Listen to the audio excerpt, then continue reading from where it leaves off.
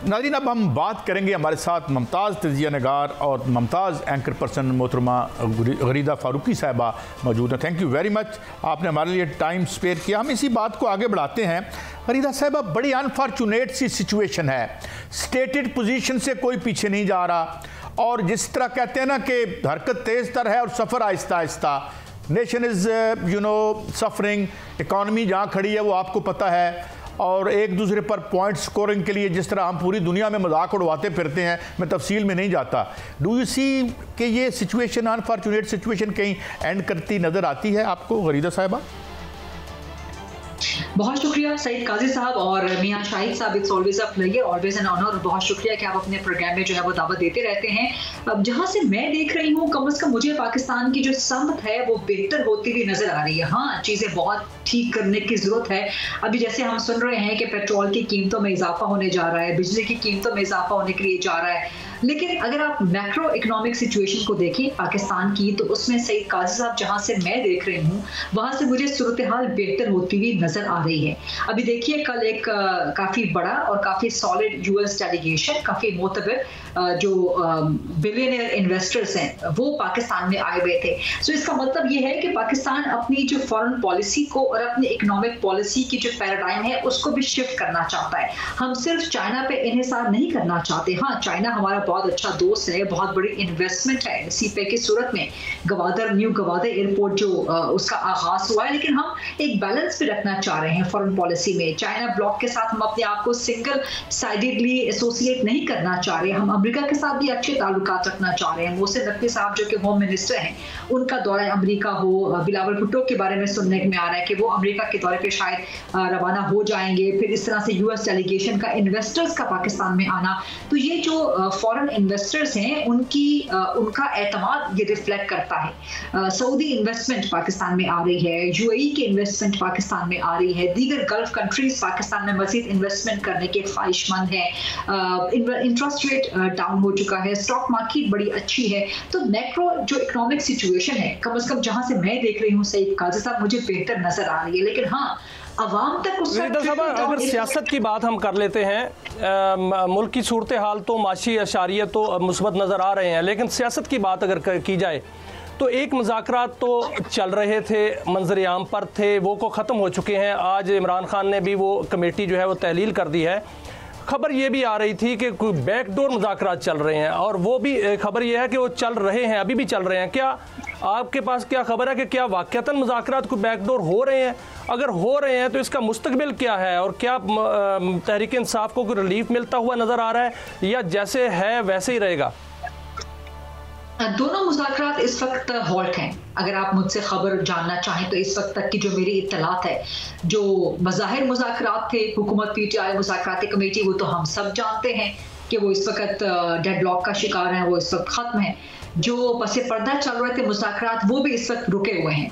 और वो किस वजह से रुके हुए हैं? इमरान खान साहब इस वक्त, आप उसको डट गए कह दें, आप उसको एक सियासी हठधर्मी की सूरत हाल कह दें, अगर ये सख्त लफ्ज ना हो, सियासी अनाप की सूरत हाल कह दें, फिर रेमिटेंसेस के बारे में बार बार बयान देना कि आप तरसीलात ज़र रोक दें, पाकिस्तान की मईशत को नुकसान पहुंचाने वाले बयान, और कुछ ऐसे ट्वीट्स करना जो कि बहुत सख्त हों। तो इन सब चीज़ों की वजह से जो पसे पर्दा मुज़ाकरात चल रहे थे, जो बातचीत चल रही थी, वो भी फिलहाल रुक गई है। लेकिन ऐसा नहीं है कि वो हमेशा के लिए रुक गई है, वो कहीं ना कहीं दोबारा शुरू हो सकती है। लेकिन उसके शुरू होने में भी ज़ाहिर है कुछ कंडीशंस बरकरार हैं। अब वो कंडीशंस किस हद तक पूरी हो सकती हैं या हो पाएंगी दोनों जानिब से, इसके बारे में कुछ नहीं कहा जा सकता। लेकिन उसमें अली अमीन गंडापुर एक बहुत बड़ा चैनल है। अली अमीन गंडापुर की एक ऐसी वर्किंग रिलेशनशिप एस्टैब्लिशमेंट के साथ या मिलिट्री लीडरशिप के साथ, या गरीदा साहबा, क्या अली अमीन गंडापुर अब भी वो चैनल है, या उनको तो हटा दिया गया सदारत से और उनको पीछे कर दिया गया? आगे अभी भी वो चैनल है? मेरा जहां तक ख्याल है कि अली अमीन गंडापुर को सूबाई सदारत से इसलिए हटाया गया, उसकी 2-3 वजूहात हैं। एक तो वो बहुत ज्यादा करीब हो गए थे उन हलकों से जिनसे इमरान खान नहीं चाहते कि उनके अलावा कोई भी और पार्टी का बंदा इतना डायरेक्ट हो। इसीलिए आपको याद होगा कि कुछ अर्सा पहले इमरान खान ने बिल्कुल पाबंदी लगा दी थी कि कोई मुलाकात नहीं करेगा उन हलकों से सिवाय मेरी इजाजत के, अगर होगी भी तो वो पब्लिक करेगा।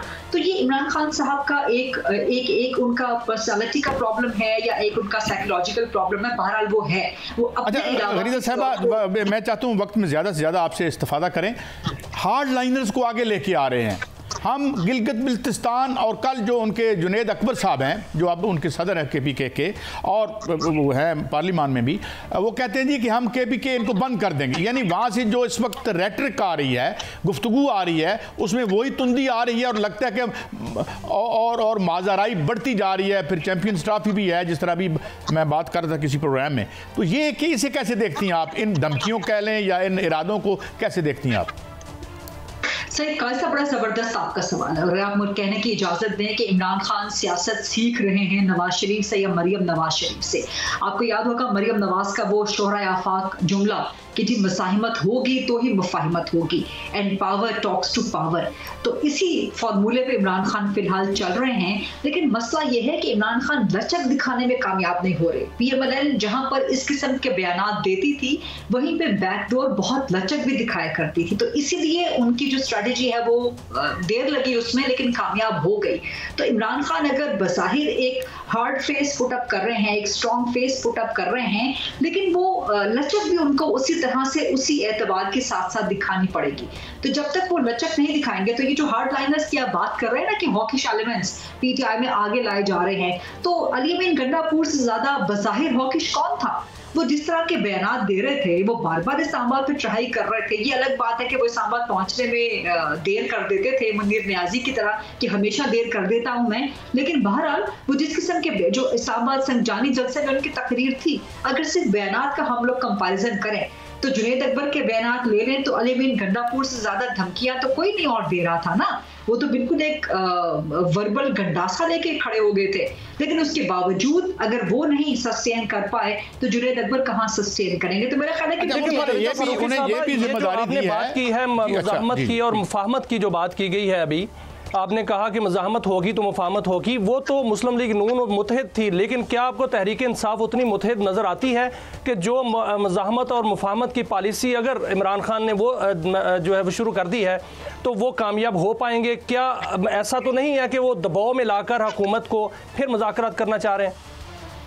हुकूमत कहीं ना कहीं दबाव में तो आई है, क्योंकि PTI मुसलसल बयान दे रही थी कि जो नवाज शरीफ नाकाम करना चाहते हैं मुज़ाकरात को, हुकूमत खुद नहीं चाहती मुज़ाकरात को कामयाब होने देना। तो आज वज़ीर आज़म को खुद आना पड़ा सामने और वज़ीर आज़म ने खुद ऑफर कर दी।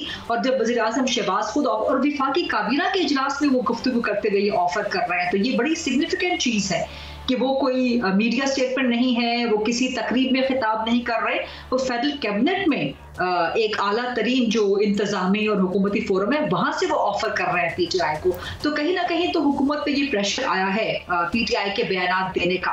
लेकिन PTI की ये policy carrot and stick, power speaks to power, मसाइमत होगी तो मुफाहिमत होगी, ये उस सूरत में कामयाब हो सकती है अगर साथ में आप कुछ लचक दिखाएं और आप जल्दबाजी ना करें। ये जो मुज़ाकरात कॉल ऑफ करने की जल्दबाजी की PTI ने, इसका PTI को ही नुकसान होगा इन द लॉन्ग टर्म। सो इमरान खान के लिए ये बड़ा मसला है कि वो क्रिकेट में उस वक्त तो खैर T20 नहीं हुआ करते थे, टेस्ट क्रिकेट होती थी। गरीदा फारूकी साहबा, थैंक यू वेरी मच।